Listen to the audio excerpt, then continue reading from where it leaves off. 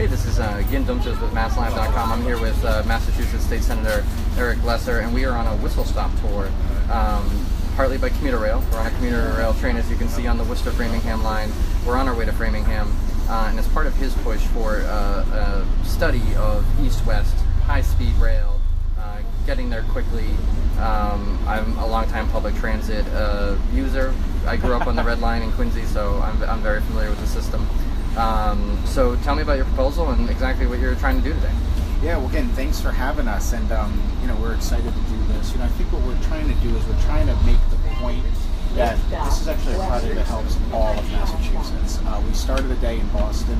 Now we're on our way to Framingham. Then we're going to hit Worcester. Then we're going to do an event in Palmer with the business community in Palmer, and then we're going to be wrapping up the day, of course, with a big rally in Springfield's Union Station. And the idea here is to talk about how important it is to link all of these different cities and all of these different economies, and how by doing that you create tremendous new potentials for growth, and you help everybody in the process. Now, you made a similar proposal in the state budget last year. It made it through both the House and the Senate, made it to the governor's desk, and the governor vetoed it, and the legislature never overrode that veto. And the governor, in his argument, said, like, we need to take a multimodal approach. He wanted to include not just trains, but multiple modes of transportation. What's your argument against that, and how are you hoping to overcome that this time around? Yeah, I mean, look, everybody wants to take a holistic view. I'm sponsoring legislation right now to do just that, to look at how 21st century innovations like Uber and ride sharing and bike sharing programs and things like that can transform our transportation system. But let's be honest, nobody is going to be taking a car share, nobody's going to be taking a bike share from Springfield to Boston. I mean, you look out the window and you see even at 11 o'clock in the morning, there's tons of traffic, there's people everywhere. We need rail service. Rail service is the way you connect economies. Rail service is the way you create the reliability and you create the scale you need to get people to and from fast. And that rail service needs to be quick, it needs to be fast, high speed, and it needs to be reliable. And we need some research and some focused attention to find out what needs to happen to make it a reality. It's easy to pass the buck, it's easy to say let's talk about it, but what we need is a feasibility study actually conducted by engineers. When the feasibility study is done, we need a concrete blueprint for what has to happen to make the project a reality. Otherwise, it's just a bunch of people talking, and that's something we frankly want to avoid. We've talked about this issue long enough, now it's time to actually move forward and start getting it done. And one of your stops is Worcester, and you were saying during the press conference it is in the midst of a renaissance. And you're saying that's in large part due to the train service between Worcester and Boston. And there's certainly a lot of trains that go between the two. There's also an express train that goes jumps a whole bunch of stops and then hits Boston in the Fenway Park area. But the ridership on that isn't very high, and maybe it's still building. Explain why train service is a huge boon to Worcester. Well, the service needs to be fast. What you've seen is, and we're going to be getting a tour right on the ground from the leadership in Worcester, from the business community in Worcester, so we'll see for ourselves today. But what's happened is it's led to a renaissance in investment downtown. New businesses want to be near the train station. We're linking up economies in Worcester and Boston, very important strategically. The biotech economy in Boston is now closely linked with the healthcare economy out of UMass Medical School in Worcester. That's very, very important strategically. You've seen huge growth and development around the colleges, new investment downtown, new job creation downtown. Worcester, quite frankly, is unrecognizable from what it was even maybe 10, 15, certainly 20 years ago. And a large part of that is because of the transit. Obviously, there's kinks to work out. They're building the ridership up.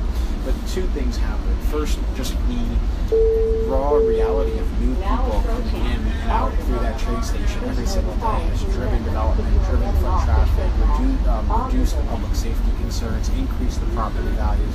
But also, very importantly, the attention and the focused investment and the promise of increased service in the future has been enough to stimulate new investment, to stimulate people moving there. You now have situations where people live in Worcester and commute to Boston to work, and something very interesting, because that had happened for a long time. You have people living in Boston now and commuting to UMass Medical School, and to all of the healthcare and the hospital-based jobs in the Worcester market who live in Boston. So you have Boston residents now going to Worcester to get jobs. That's quite a change and quite a big development from even just a few years ago.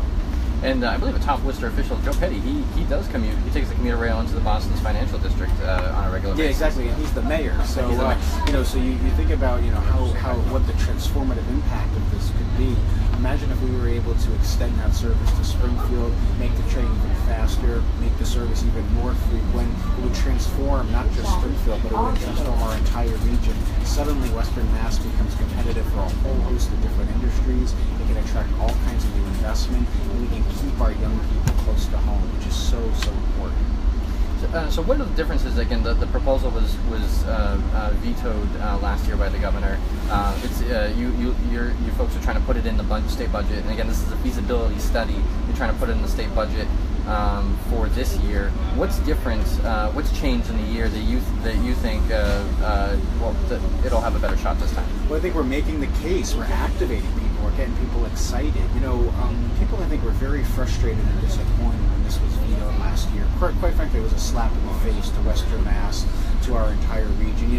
When you look at the transportation investments, when you look at the spending in our state, it's so hyper-focused in the eastern part of the state.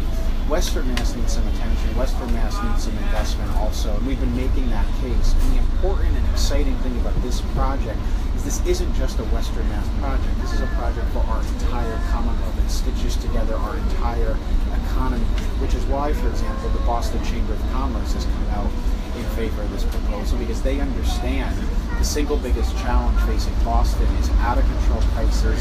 We've chatted about this, just crazy rents. I mean, it is impossible to live in this city. It is so expensive. We have the opposite challenge in Western Mass, which is we don't have enough high-paying jobs. We don't have enough growth in our economy, so our young people feel like they have to leave to find work. There'd be a great opportunity for exchange. Boston would get access to really affordable housing, really good place to live and raise a family. Western Mass gets the access to the good jobs. Now, it seems like right now, we're in a period of the MBTA has not really been focused that much on expansion, and the Baker administration has said that's in large part because there's a backlog of deferred maintenance. I think you saw some expansions under the Patrick administration when Deval Patrick was governor. There were a lot of ribbon cuttings, but when Baker came in, he had to replace a lot of stuff that hadn't been replaced. Right. So given that the MBTA is not necessarily in expansion mode, what is the economic argument for this? Is that the main thrust? Well, a couple items on that. So first off, we have to walk and chew gum at the same time. If the criteria for Western Massachusetts is that the MBTA has to get fixed before Springfield gets any transportation investment, that's a recipe for Western Mass never getting anything. And I think people in Western Mass know that, which is why people are so passionate about this project and don't accept that as an excuse for not doing the transformative things we need to do to make our Commonwealth competitive. So that's number one. We have to do both. No one is saying either or. It's actually both, and it's giving people a vision of what our Commonwealth can look like if we have some vision and some ambition about what our economy and our region can be when we're all rowing in the same direction, making the strategic investments we need to make to connect everyone in our economy to good, high-paying jobs. That's number one. Number two, what I would say is we can't afford not to do this. We have a very dangerous situation in Massachusetts, which is all of the growth, all of the opportunity is hyper-concentrated in a very small area in the 617 area code. We were just in South Station. You can't throw a baseball over there without hitting a construction crane, and that's a good thing. No one is saying that should stop.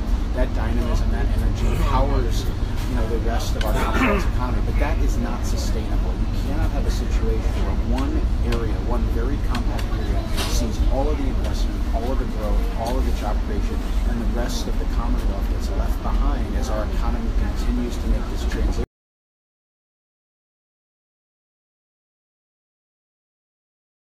Having some connections. Oh, there we're back. All right. I hope they got that. I think they did. So just keeping an eye on the time here. I did want to ask on the political side of this. Obviously you're a Democrat. The proposal has bipartisan support, but it looks like it's probably also going to be potentially an issue in the upcoming governor's race. Governor Baker expected to run for re-election in 2018. He's got three Democratic challengers so far: Jay Gonzalez, Bob Massey, and Seti Warren, Newton Mayer there. How do you see this issue shaping up in that race as we get closer to? It feels far away and not, but how do you think it's going to impact 2018? Well, first off, this politics aside, this is a big deal because it's important for people's lives, it's important for their livelihoods, for their futures, for their jobs. So it should be talked about, and everybody should be engaged on this topic because it's very, very important. What I'd say about the politics of it is, quite frankly, this isn't an issue that falls on the traditional ideological prism. There are Democrats who are skeptical about this, and there are obviously Democrats who are very, very passionate. There are Republicans who are skeptical, and there are also Republicans who are very, very passionate. I don't think the dividing line on this project is whether you're a Democrat or a Republican. Quite frankly, I think the dividing line is whether you take seriously the obligation we have to include all corners of our Commonwealth in the economic story that is our state, that is Massachusetts. And I'll just give you an example. Donald Trump, hardly a liberal Democrat, Donald Trump has said that his administration is very seriously focused on high-speed trains in the Northeast and on the potential for investing in that as part of his infrastructure bill. My Senate study passed the Senate 38-0. Several of the most prominent co-sponsors are Republicans. And in fact, we had several Republican members of the Senate get up and speak in favor. One of the most passionate being Don Humison from Westfield, because he knows how important this issue is for his community. So I don't view it as a Republican or Democratic issue. I don't view it through a partisan prism. I view it through the prism of, are you taking seriously the commitment we have as elected officials, as public officials, to help all corners of the state, rather than being hyper-focused on one small area that's already seeing all the attention and all the investment. And you did pen a letter to President Trump. Yeah, exactly. So I wrote to President Trump. Now, full disclosure, I was not a supporter of his in the 2016 election, but shortly after he was elected, he said that he wanted to make infrastructure and transportation one of his top priorities. So I took him at his word, and I sent a letter to him, and I said, if you go forward with, and if you move forward with an infrastructure plan, I hope you're going to give East West Rail serious consideration, Springfield, Boston Rail. We got to get that. That's also a good point, Jim, which is we got to get this project up to shovel-ready status. If we do the study, if we do the work on the front end that we need, then that makes us competitive for those federal investments if and when they become available. Okay. All right. Well, I'm Gin Dumcius with MassLive. He's State Senator Eric Lesser, D. Longmeadow. And we are on the commuter rail train to Framingham. From there, he is getting off. He's going to be hanging out with Senator Terrence Bilka, and then heading over to Palmer. Worcester, then Palmer at the Steaming Tender restaurant. I've actually been there. It's not a bad restaurant. It's a good spot. Working train line too, so you can the freight train comes by while you're eating your lobster mac. And they say, Palmer, they say, is the town of 7 railroads. And since 1971, none of those 7 railroads have stopped in Palmer. And the good people of Palmer have worked a long time. It was a cornerstone of their economy, rail development.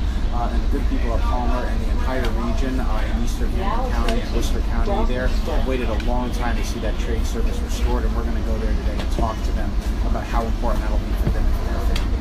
And then you're ending today in Springfield, rally at Worcester Station, 5:30, I believe. 5:30, downtown Springfield Union Station. It'll be indoors because it's supposed to rain. But rain, sleet, snow, or fog, we're going to keep going and we're going to make this a priority. All right. Well, thanks for joining us. And, good luck on your trip. Thank you. Thanks for following along, folks. Check on MassLive.com. We've been covering this issue, and check it out. Thanks.